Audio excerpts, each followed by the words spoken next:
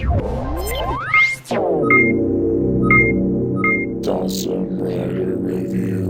YouTube, Dawson Ryder here with a review of S.H.Figuarts Blue Beet, also better known as S.H.Figuarts Blue Stinger Beetleborg from Big Bad Beetleborgs. So yeah, most of you are probably looking at this, like I just said, thinking of Beetleborgs. It was based off an Metal Hero series, B Fighter. It's based on a series called B Fiddle. It's about a bunch of beetle dudes that play fiddles. No, B Fighter. But for me, honestly, I'm like a reverse purist about this. I can honestly not care less about. Or I couldn't care less, or is it could care? I couldn't care less about B Fighter. I'm really all about the Beetleborgs.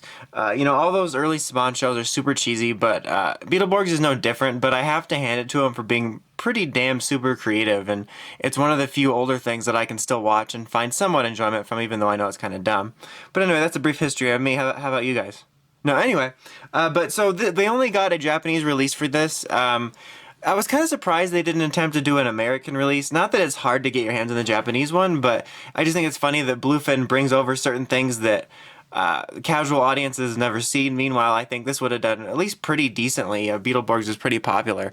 But anyway, that's enough of that. Favorite part of everyone's review. Everyone's? No, just mine. Favorite part, I don't even know. I can't talk on this one. This is going to be a fun one, I can tell already. Box time. Pretty cool looking box. They've been doing a good job on the boxes lately, and it's really cool. They got a nice picture here of the figure on the front, sort of an action shot on the back, Figuarts description here, you got his name here, show logo, you got his name on the side here as well, other side. On the back it just shows you some poses you can get in with him like usual.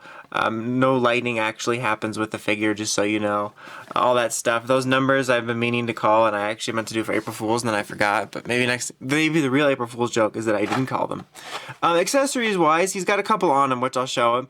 I'm just gonna use all the Beetleborgs names. The Beetle Battler, the Stinger version, and then on him he also has a sonic laser, which is actually a different color, which I'll get to in a minute. I mean, it's the color it's supposed to be.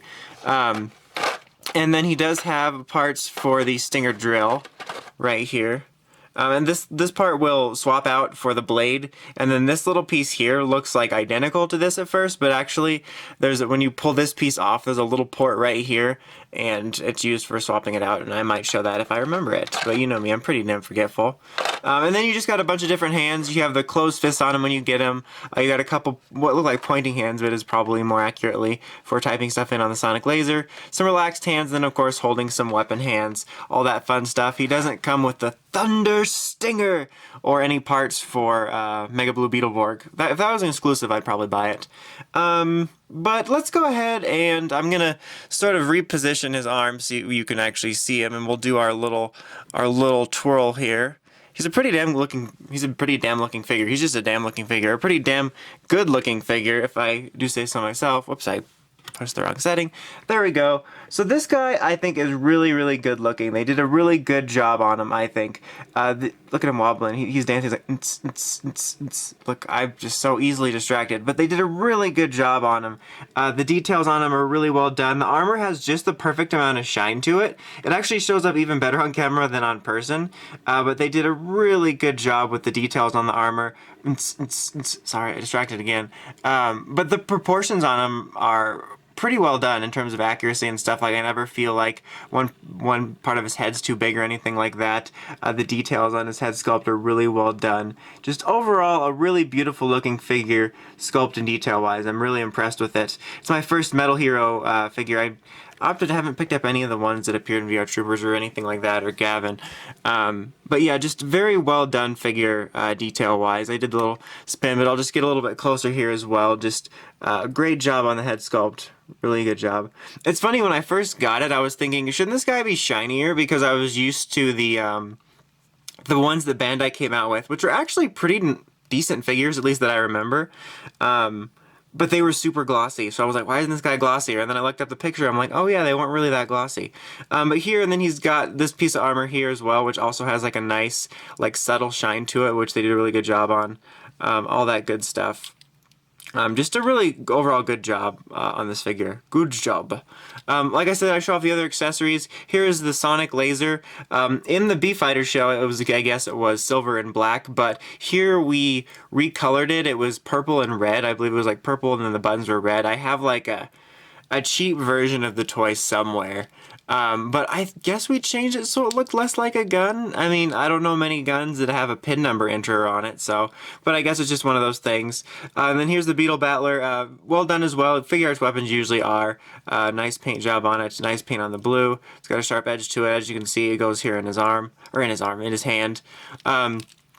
When you're switching it out, it's really easy. You just pull this off, and then take this and spread these little wings out, and then press it on here. And then you're going to want to take this little piece off, there we go. And you'll see that there's like a little slat down there to put this other piece in, so it'll be slided down. And then fold those in, and I guess we'll just leave that on, why not? Zzz, that's a noise a drill makes. Now he's ready for some hardcore dentistry. No, but that's how you do it. Very, very simple.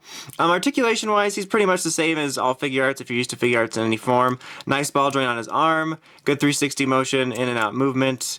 Double elbow joint here. I was just reviewing some single elbow joint figures, if you couldn't tell. And then you got a nice little ball joint here, even on his fist. You got articulation at the waist and chest. Really nice range of motion there. 360 ball joint here on his leg. The only hindrance is that his thigh armor does clash a bit with his waist here, with his metal underpants, so you do get that a little bit. You can maneuver around in some cases, but you will run into it. Double knee joint here. You got a nice little ball joint on the foot, or a little swivel joint rather. And then the little toe action joint. My favorite joint, the toe action joint. And then it won't snap back. These are one of those ones where the joint's really tight so that it won't bounce back right away. And then the head and neck are also very well articulated. So, like usual with Figuarts, if you're not familiar with them, they are a very well articulated line of figures. But so overall, I'm very, very pleased with this figure. I think it's really good looking. It really captures what the suit looks like in the show. The details on it are just really great. It looks just so good on the shelf. The articulation, as always, is good, but with his, I didn't have any loose joint problems, which is nice. I feel like he should have more heft to him, just for some reason. Maybe it's because he's called a metal hero. I don't know. But other than that, I can't really think of too many negative points for this guy. I honestly really like him. Regardless of any feelings I would have towards either show, I've always really liked the designs of the suits, so it's really neat to actually have these figures on them. It's just really cool. So if you're a fan of Beetleborgs or B Fighter and you can track this down for a good price, I definitely can recommend it. It's a really nice figure. Really, really cool.